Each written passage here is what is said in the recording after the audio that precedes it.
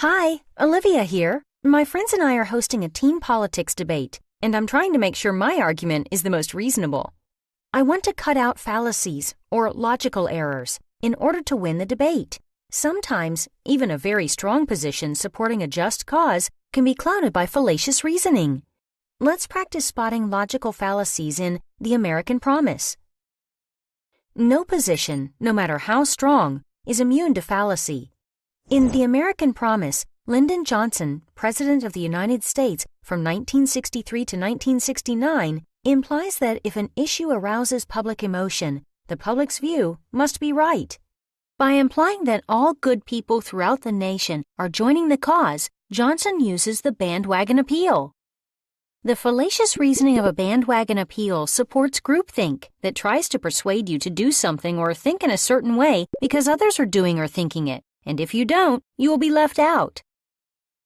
Even though Johnson argues to support equal rights, which certainly is a strong position, the bandwagon appeal doesn't strengthen the logic of his argument.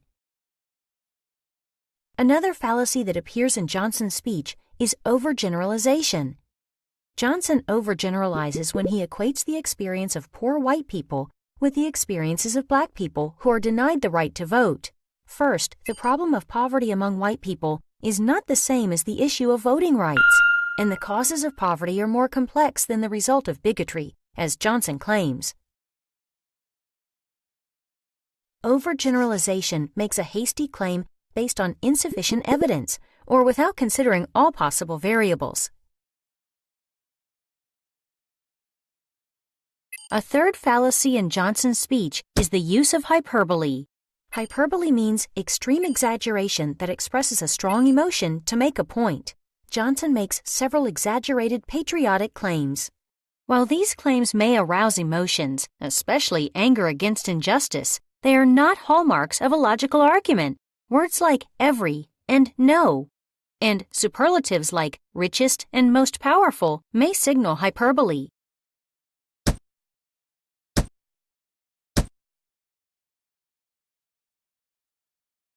These types of arguments are fallacious or faulty. To make a convincing argument, I'll try to avoid these pitfalls. A logical argument uses valid reasoning and relevant evidence. Valid reasoning addresses the issue at hand without hyperbole, overgeneralization, or bandwagon appeals.